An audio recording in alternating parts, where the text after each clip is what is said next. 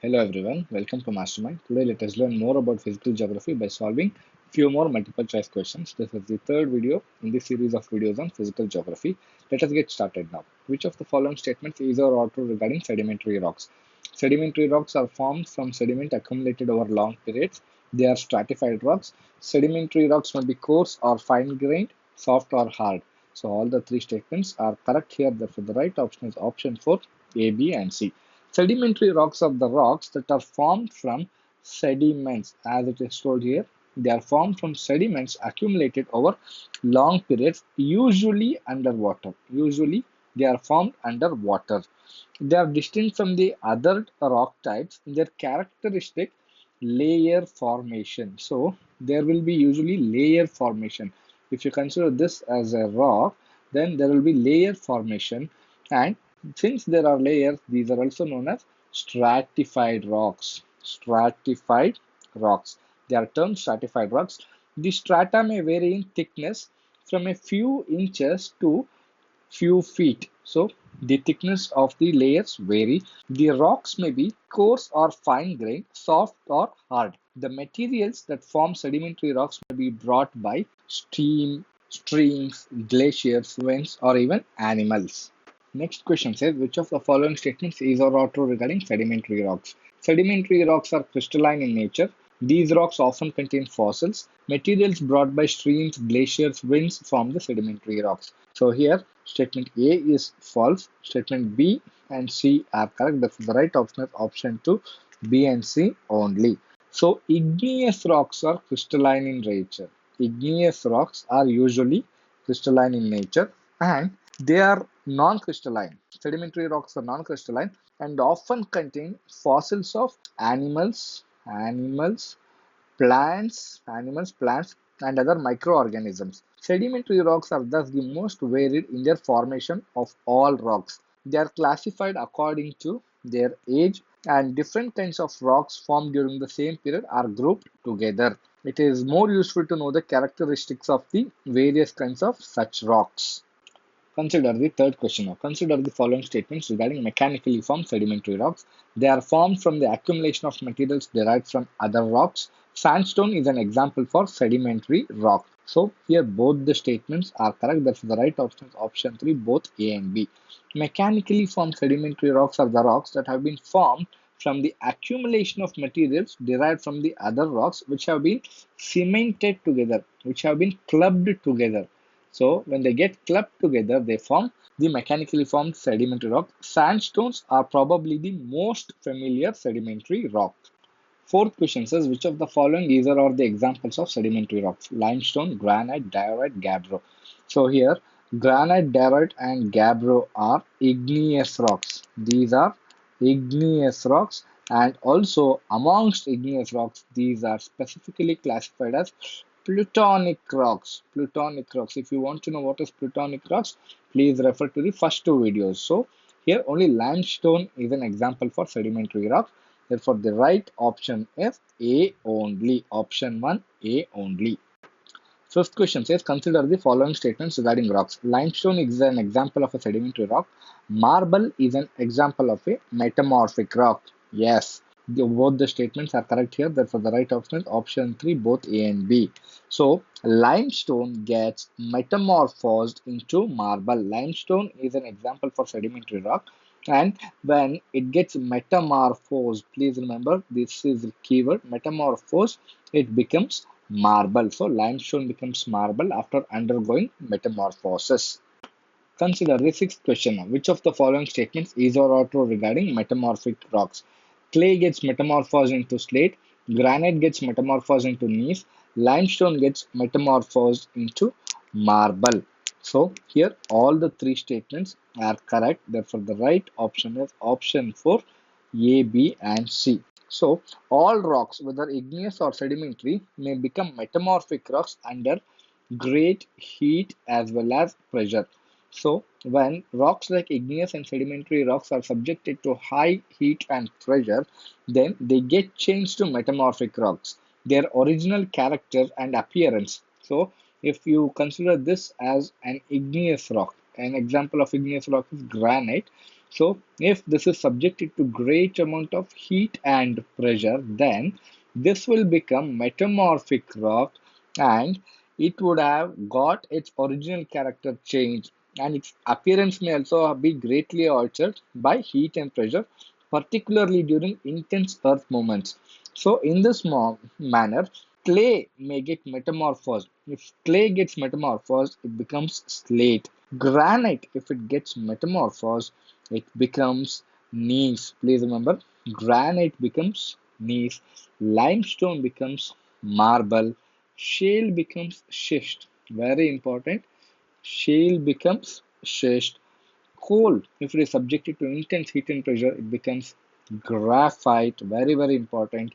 Sandstone, after metamorphosis, becomes quartzite. Sandstone becomes quartzite. Please remember, these are very, very important. Consider the seventh question. Which of the following statements is or true regarding metamorphic rocks? Only igneous rocks become metamorphic rocks. Metamorphic rocks are also known as changed rocks. Heat and pressure are essential for the formation of metamorphic rocks.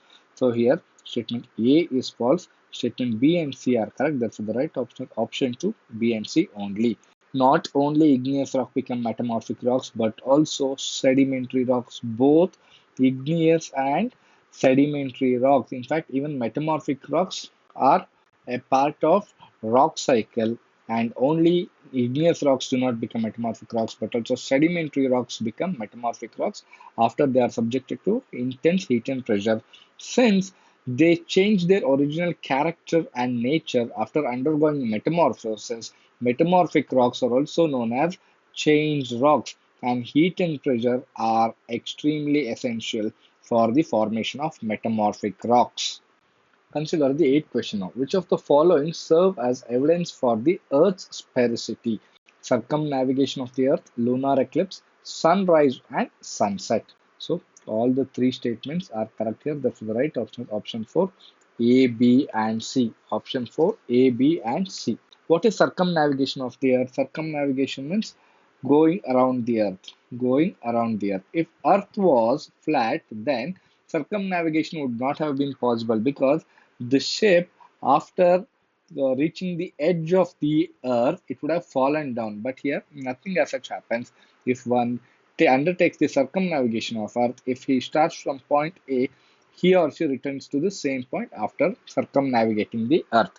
The second is lunar eclipse.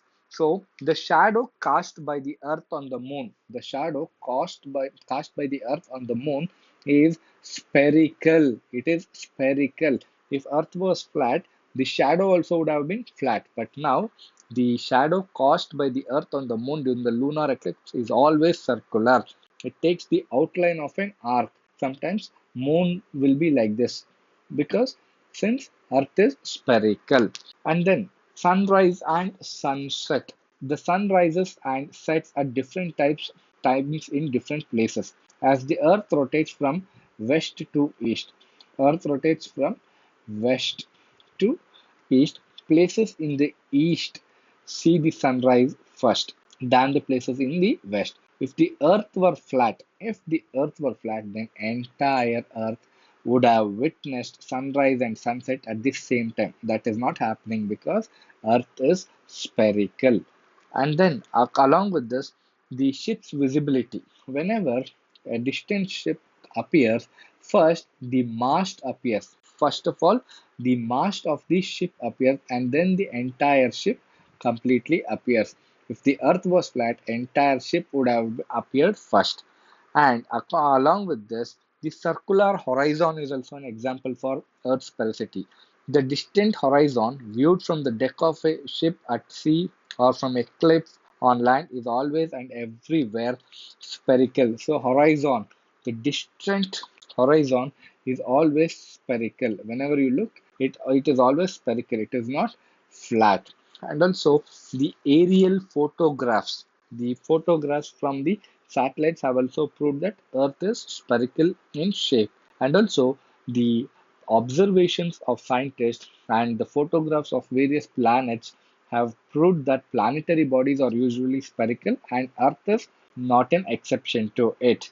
Consider the ninth question now. Which of the following statements is or are true regarding international dateline? International dateline passes through the Bering Strait. A traveler crossing the international dateline from east to west gains a day. A traveler crossing the international dateline from west to east loses a day. So here statement A is correct. Statement B and C are wrong. Please read the statement option 1 as A only, not A and B only, but A only. Therefore, the right option will be option 1, A only. The international dateline passes through the Bering Strait. International dateline passes through the Bering Strait. Very, very important. Please remember Bering Strait. This is a very important piece of information. A traveler crossing the date line from east to west loses a day. He doesn't gain, but he loses a day because of the loss in time he has made. And while crossing the date line from west to east, he gains a day. So, if you consider this as the so if this is the international date line, then this is east, then and this is west. If a traveler, this is the Asiatic side, let us consider, and this is the American side. So this is Pacific Ocean. This is Pacific Ocean. So when it is midnight Friday on the Asiatic side, so if it is midnight Friday on the Asiatic side, by crossing the date line from west to east, he gains a day. So here it will be Thursday. Here it will be midnight Thursday.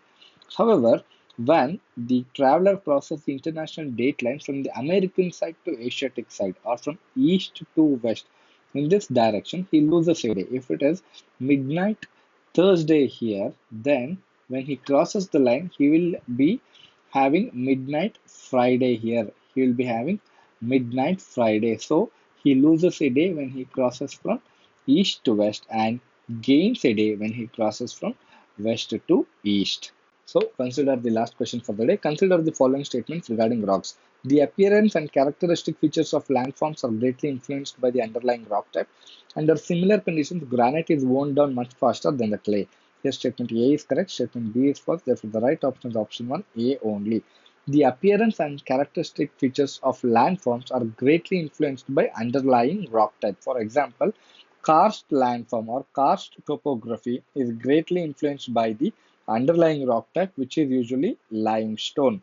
Under similar conditions, clay is worn down much faster than the granite. Granite is hard while clay is soft, and usually soft rocks are worn down much faster in comparison to hard rocks. Here granite is hard, clay is soft. Please remember this point.